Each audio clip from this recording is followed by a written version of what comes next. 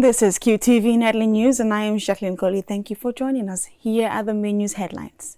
In a spirited debate on Tuesday, lawmakers at the National Assembly voted to exclude the much anticipated diaspora voting provision from the 2021 election bill.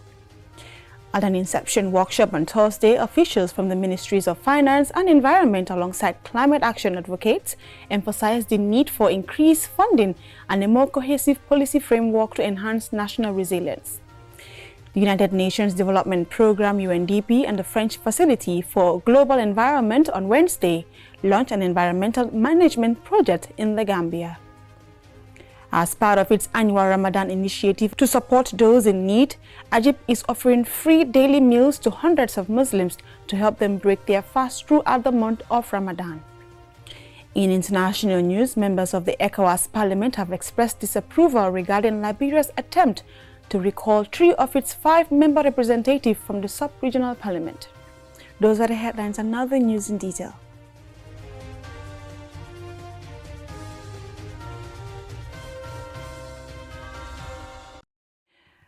If you're just tuning in, you're watching QTV Nightly News and I am Jacqueline Coley.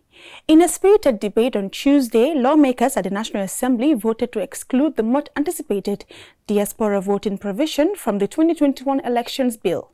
This decision has sparked a national conversation given the substantial role the diaspora plays in Gambian politics. Usman Jatta reports. The 1997 Constitution of the Gambia unequivocally states that every citizen of the country who is 18 years or older and of sound mind has the right to vote in presidential and National Assembly elections. Additionally, citizens are entitled to be registered as voters in a National Assembly constituency. In Tuesday's session, National Assembly members voted to reject the clause on diaspora voting in the 2021 elections bill, which could have potentially enabled the diaspora to vote through an amendment to the 1997 Constitution. Here are the arguments presented by Abdoulaye Cisse, Nam for Olyundum, and Suleiman Saho, Nam for Central Badibu. The clause 14 is talking about registration of Gambians living abroad. Now, we are connecting this to section 39 of the Constitution, unless we are cleared. But I think we need to look at it. Because the registration process that we are talking about, as somebody who lives in the United States of America, is a Gambian, yes, I agree, comes from Olindum constituency. You understand? How is that person going to be registered on the Olindum constituency living in America? Now, the process you are talking about, you are saying IEC will go there and register them to vote on the Olindum constituency. I think that is now the bone of contention. We are saying that is what we are saying. We said that has no connection with section 39 of the Constitution. Yes. Because they don't live in the Gambia. These people are bona fide citizens. Once they have the birth certificate or ID or passport, they should be registered. We are denying them. My friend, look at the sub-region, what is happening. Gambia is not an island. I'm not giving you a lecture, but I'm trying for you to understand the modern politics. Do you understand? So these people, we have been denying them their right to participate in the politics. So we must give them opportunity to be registered. In 2018, the diaspora was declared the 8th region of the Gambia, a symbolic move that underscored their pivotal contribution to the nation's development, particularly through essential economic support of remittances. The exclusion of diaspora voting from the elections bill has triggered a range of reactions from Gambians living abroad, with many expressing disappointment. The mover of the bill, Attorney General and Minister of Justice Dauda Ejalo, provided technical advice and analysis on the matter before the rejection of the diaspora voting provision. Now to register the diaspora, they will still not be able to do it in light of Section 39 unless they demarcate diaspora into a National Assembly constituency. Demarcation have to happen in order to register. So compliance with Section 39 is mandatory. It has to comply with Section 39. Diaspora have to be demarcated before any registration can take place. In an effort to strengthen the country's electoral framework and ensure transparency, fairness, and inclusivity in the upcoming elections, lawmakers also deliberated on various provisions of the 2021 elections bill These included voter registration, the role of political parties, and the overall electoral process. Osman Jata, reporting for QTV News. Also, at an exception workshop on Thursday for the development of the Gambia's first ever climate investment strategy, officials from the Ministries of Finance and Environment alongside climate action advocates emphasized the need for increased funding and a more cohesive policy framework to enhance national resilience. Here is Ansumana Esonyasi. The formulation of a climate investment strategy aims to drive the mobilization of funds for effective climate action and address the impacts of climate change in the Gambia. Our stakeholders, particularly climate action advocates, come together to draft a document that will provide a framework for efficient resource mobilization. Abdoulaye Jallow, the Permanent Secretary at the Ministry of Finance and Economic Affairs, critiques the current financial architecture. He describes it as outdated, noting that it keeps capital locked away and inaccessible, especially for climate-related initiatives. The days of slow-moving and stall pilots and incremental reforms are over when we succeed in our demand for a system-wide shift in how we finance our capital inflows. Colleagues, we must not treat this as just another consultation. We must deal with our task today with a stance that reflects our view that this is an implementation meeting. Further emphasizing the need for urgent action, is stressed that the Gambia must move from crisis management to opportunity creation by integrating climate resilience into the core of the country's budgets, policies, and financing models. He also revealed that the Gambia's long-term climate-neutral development strategy is estimated to cost $4 billion. Our ability to thrive in the future rests on our determination today to establish climate resilience at the heart of our macroeconomic fundamentals. The Gambia is also leading the way with 1.5% degrees compatible nationally determined contributions.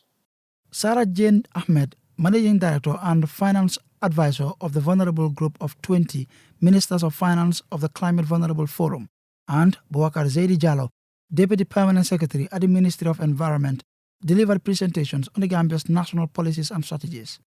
The IMF had a failed quota review some years ago, and now they're looking to have an accelerated timeline for having new approaches to quota realignment. The reason this is so important as well is some of you may have heard of this RST, Resilience and Sustainability Trust. This is based on quotas. And so because we have low quotas, our allocations are also quite low.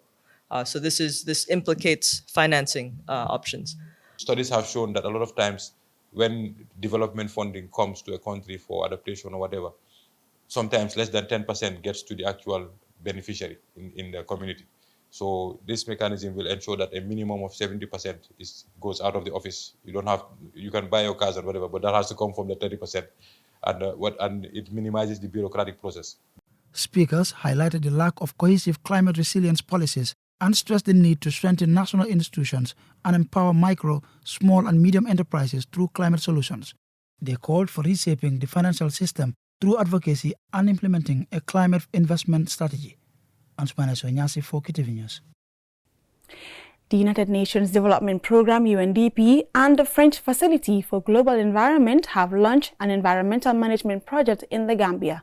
The initiative focuses on enhancing national and municipal capacities to effectively manage polychlorinated biphenyls and unintentional persistent organic pollutants. Yafatu Gay tells us more.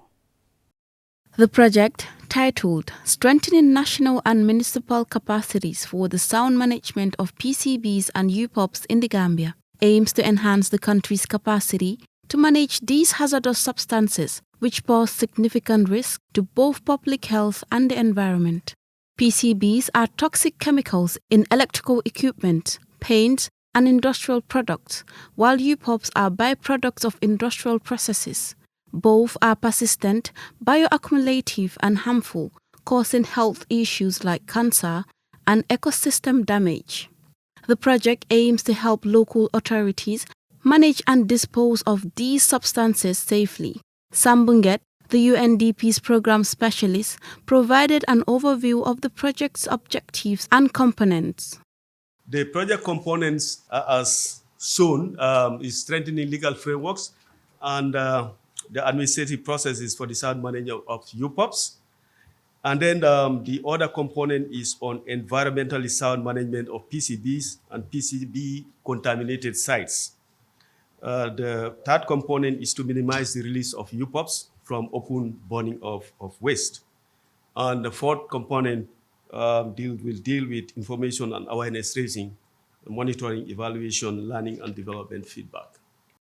Mandisa Moshulugu, the UNDP resident representative, emphasized the United Nations' efforts and commitment to minimizing chemical waste and improving the safe, smart management of PCBs and UPOPs in the country. This project marks a significant milestone in our collective efforts to protect human health and the environment from the harmful effects of POPs and PCBs.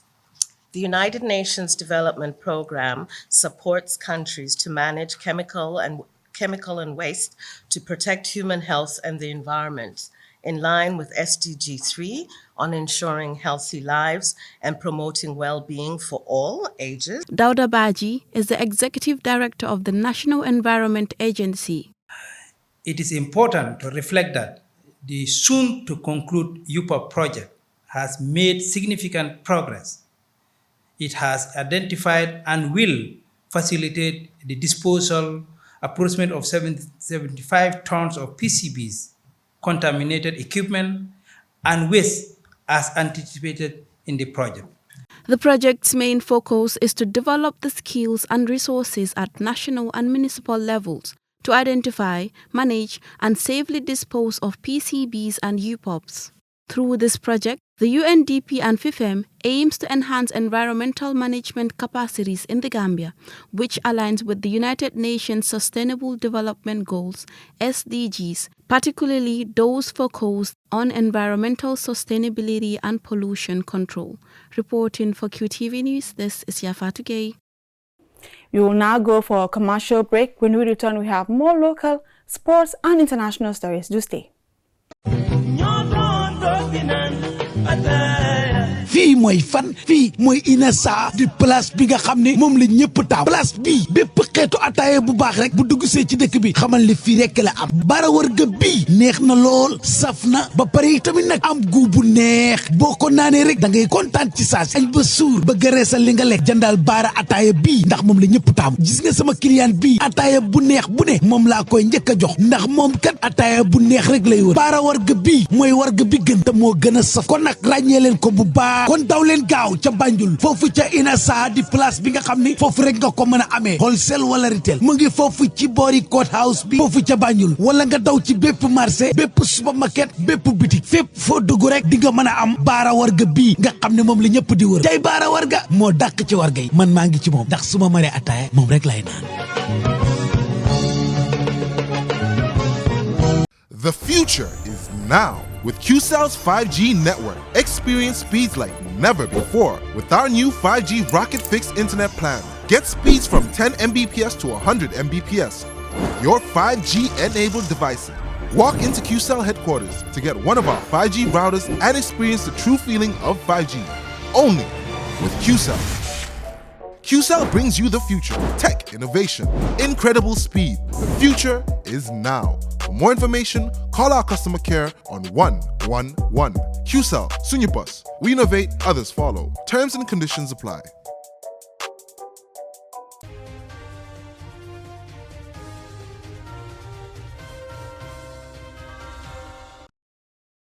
Welcome back. You're watching QTV Nightly News and I am Jacqueline Coley. Now, as part of its annual Ramadan initiative to support those in need, Ajib began providing free meals to hundreds of Muslims to break their fast at sunset. This thoughtful gesture will continue daily throughout the month of Ramadan. Demba Waiba has the rest of that story. As Muslims begin the holy month of Ramadan, the period is marked by heightened devotion to prayer, self-control, and an increased focus on giving charity to the poor and needy. Ibrahim Job is the Corporate Affairs Officer at Ajib. This iftar is something that we intend to do every day.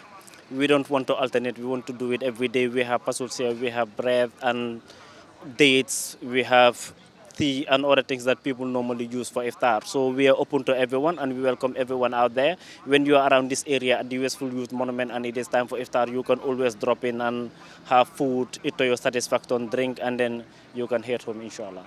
This initiative is especially important during this blessed period, as some may not make it home in time to break their fast. By offering iftar, Ajib is not only performing a rewardable act, but also providing a commendable gesture of support during this special time. Mamadou Ngari Cisse is a representative from Ajib. This is going to be an everyday thing for the whole month of Ramadan. We also have ambitions to replicate it around the country. So this is just a start. Inshallah, we're going to grow this to make it much bigger and also motivate other people to do the same. I think if everyone does their part, then I think everybody will see themselves in this Ramadan, inshallah. Islam emphasizes the significance of sharing food during Ramadan, as it serves as a source of great reward and an opportunity to earn Allah's reward. Mamadou J. Jallo, a Red Cross volunteer in Kanifing municipality, was present at the event. The Red Cross basically is just to volunteer, assist them, support, prepare the, let's say, the hot water and other things. So whenever these people come, we can help them here. As you can see, we have few Ajib Bank staff. The rest of us are all Red Cross volunteers. Ramadan is a time when Allah subhanahu wa ta'ala bestows His infinite mercy and blessings upon us. Feeding a fasting person is a practice encouraged by Prophet Muhammad, peace and blessings be upon him, inspires Muslims to feed those in need, particularly during Ramadan. The commuters who benefited from the iftar at Westfield have expressed their gratitude and offered prayers for Allah's blessings upon Ajib. Demba Waiba, QTV News. Now, members of the ECOWAS Parliament have expressed disapproval regarding Liberia's attempt to recall 3 of its 5-member representatives from the sub-regional parliament. Alusisa reports from Lagos, Nigeria. This development stems from internal disputes within Liberia's House of Representatives concerning the selection process and political representation of its ECOWAS Parliament delegates. Liberia's House of Representatives, led by the majority bloc under the government-backed Speaker Richard Coon, made a decision which was based on allegations, but their appointments were made unilaterally by Speaker Fonate Kofa, who the government considered removed. However, according to Liberian law, removing the Speaker requires a 2/3 majority vote, a threshold that was not met, resulting in a legislative deadlock. Members including Sirif Sarr and Alaji S. Dabo of the Gambia, Veronica Kadesise of Sierra Leone, and Nigerian Senator Alin Dum, respectively, emphasized that ECOWAS Parliament has its own governing rules and that recalling members requires adherence to specific procedures. Correct. Command ECOWAS to say those current sitting MPs should be out of the list of MPs. It's not correct, it's not fair. As the Speaker, you still consider to go back to Liberia and help to see how the situation can be handled, because how it looks currently is quite fragile. What I'm emphasizing here is you don't have to just go and do the letter as stated. I think you have to go there back, because what he said the problem, as you left the place, the problem still continues. Madam Speaker, this is not something you should even look at, because they don't have the right. Once a member accepts he loses his citizenship, then he has to wait. Even when that person is nominated, the legal implication is that you swore to serve for a particular period. And if that member will lose, any of our colleagues will lose his membership, it's through the rules of this assembly, not anybody. Despite the recall attempt, the 3 Liberian lawmakers, Moima Briggs Mensah, Tao Wange, and Samuel Enders, continue to participate in ECOWAS Parliament activities. Head of the Liberian delegation to the ECOWAS Parliament, Senator Edwin Melvin Sino Jr., thanked the ECOWAS Parliament for deploying a mediation team led by the Speaker, Muminatu Ibrahima. And I think the meeting brought a lot of relief to Liberia, even though there were people accusing me of taking side and being the one who was responsible for the mission going to Liberia, which again, this public manner, I will state that I had nothing to do with a visit to Liberia, but it's customary because, for example, when the similar situation took place in Sierra Leone, ECOWAS sent a delegation led by the humble servant, my very self, to go and intervene in the Sierra Leone Parliament. and that such situation was resolved. So ECOWAS don't need invitation from a member state to go and resolve a situation. But I was antagonized, firstly in the media, again as a politician, I really didn't mind. Bilaji Tungara, the fourth deputy speaker of the ECOWAS parliament, said the parliament will continue to use parliamentary diplomacy to restore sanity in Liberia. That's why we established an ad hoc committee on political and social issues to make sure that we address societal issues, through a parliamentary diplomacy. In the past, some countries, including the Gambia, had attempted to recall members, but it failed as it wasn't in line with the Committee Parliament Supplementary Act. Reporting for QTV News from Lagos, Nigeria, I am Aliu Sise. Pendaba, captain of the Gambia national women's football team, has embarked on a career revival with a new chapter in Europe. Her journey leads her to Estonia club Vimsa JK, marking a fresh start in her football career. Our sports reporter Modu Gajaga explores Penda's exciting new journey. Pendaba has made history as the first African female footballer to sign a professional contract in Estonia's top-tier league. Vimsi JK offered a one-year contract with an option for extension after she impressed during training. Penda is also remembered for scoring the Gambia's women's under-17 team's first goal at the FIFA Under-17 Women's World Cup in Azerbaijan in 2012, at just 14 years old. Pendaba's journey towards a promising football career began as expected. She started at her home club, Brikama United, where she played for 3 years before moving to Interior in 2012, competing in the Gambia's women's first division.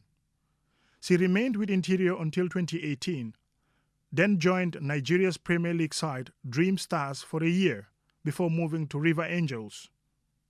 After returning to the Gambia to rejoin Interior, she took her career to Belarus in 2022. Penda expressed her excitement about this new chapter in Estonia. My name is Pendaba, women's national team captain for the Gambia. I'm glad to be part of Vinci family in Estonia and also the first African player to be in premiership here. Voidly, Vinci, voidly! After so many years fighting for my dreams, there is nothing that makes me happier than taking on new challenges. I am ready for this new adventure. This is another stepping stone for Penda. It's a learning process, also to share my greatest experience, especially to the younger generation in my beloved country, the Gambia.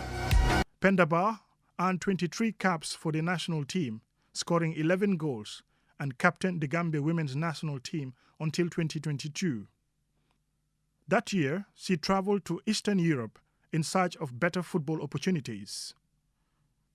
Now at Vimsi JK, she hopes to revive her career and fulfill her dream of becoming an exceptional footballer. Mamudu Gajaga, QTV News.